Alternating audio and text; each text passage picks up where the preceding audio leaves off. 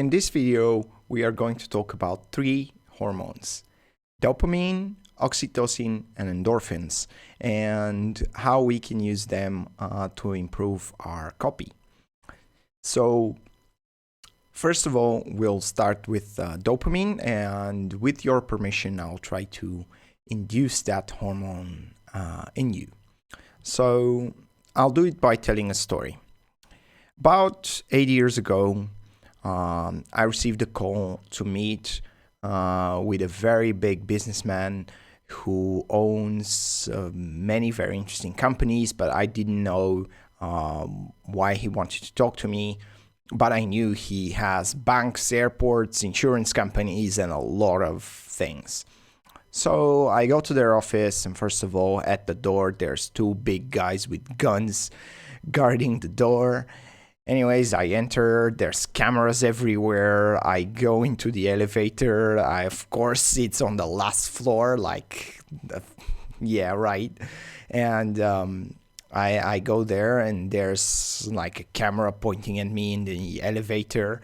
And I reach the top floor. Of course, on the other end of the elevator, when the door opens, there's other two guys with guns and a door. The door is locked. There's no handle on it. You can only open the door from the inside. And so I'm already a bit chilly, and I don't know what to do. And then when I open the door, and I won't tell you what happens. Now that's what you are feeling now, that's dopamine. And the effects of it are that you get a lot more focused, you have increased motivation, and many other good things that we want as marketers happen. And it's also very annoying when you don't know what's happening. And we induce that hormone by creating suspension and cliffhangers.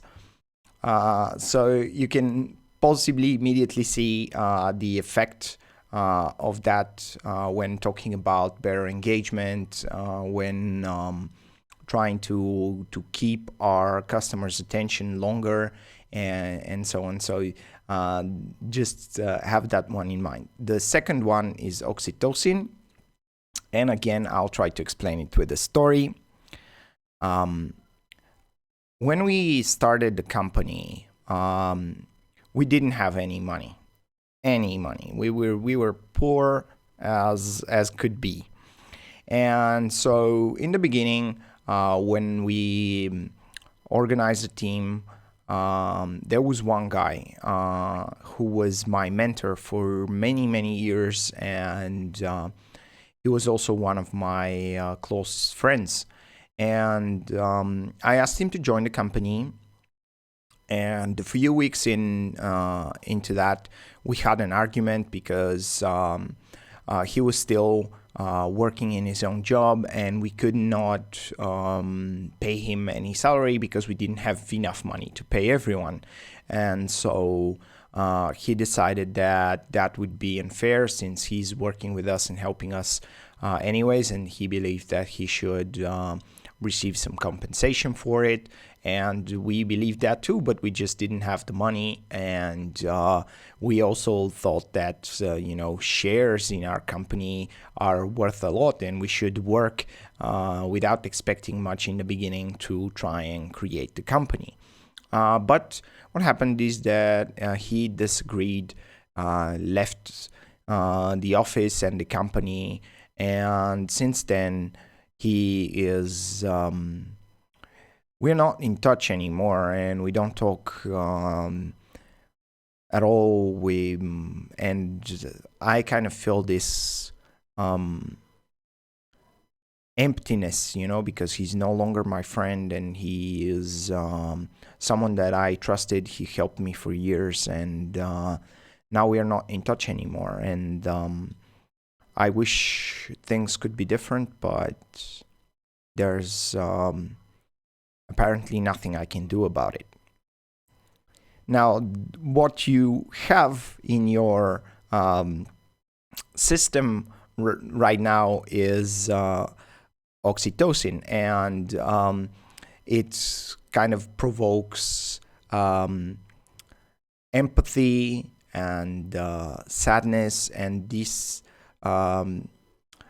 has the incredible effect of making you more focused as well, and empathizing with me. Now, after telling you that story, I could possibly take that conversation in another way, but just the important thing to understand here is how to induce the hormones. I'll show you the effects in a second. And now we are going to move to the third one, which is endorphins, and I'll show you a video of a woman who has kind of overdosed on endorphins a little bit, so that you can understand the principle behind them and the effects. So here we go. Let's play the video. And to share. And to share. All that is to come. All that is to come. To give and to receive. To give and to receive. To speak and to listen. To speak and to listen. To inspire and to respond. Are you speaking or listening?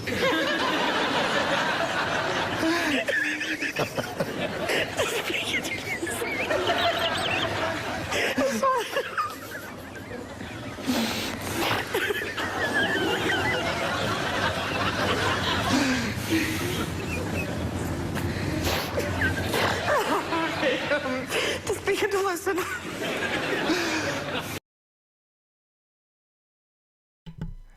All right, I'm pretty sure you get the point. So let's get to the Angel's Cocktail.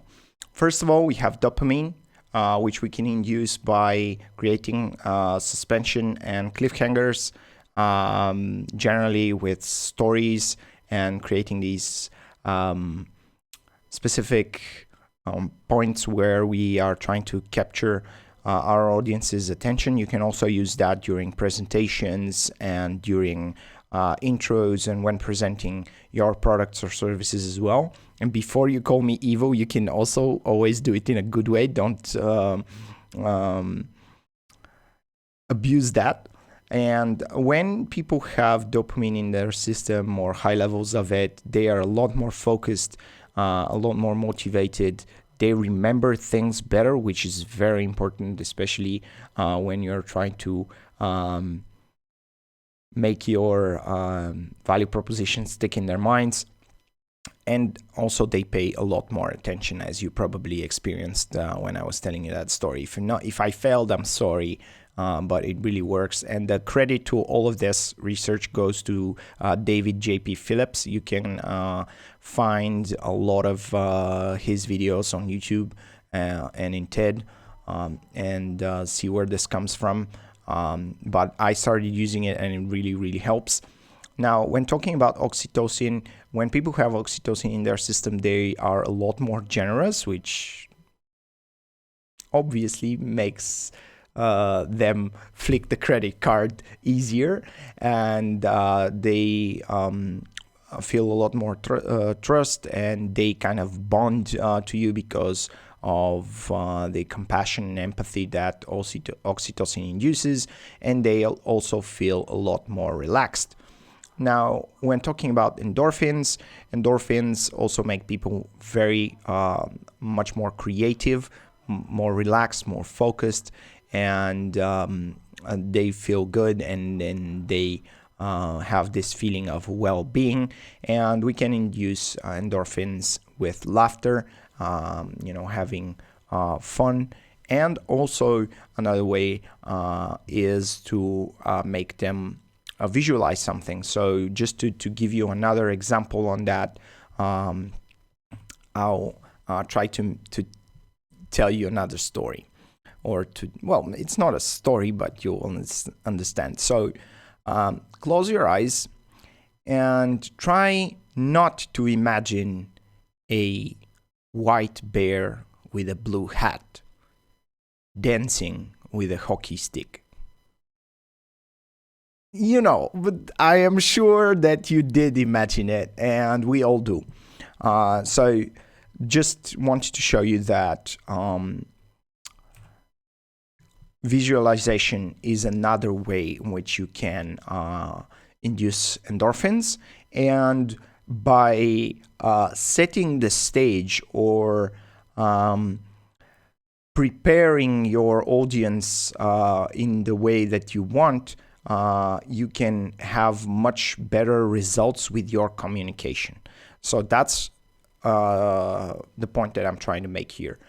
You are trying to create a specific mindset in your audience that would help you communicate your value proposition better. Right, so that's it for the Angel's Cocktail, and in the next video we're going to discuss the Devil's Cocktail.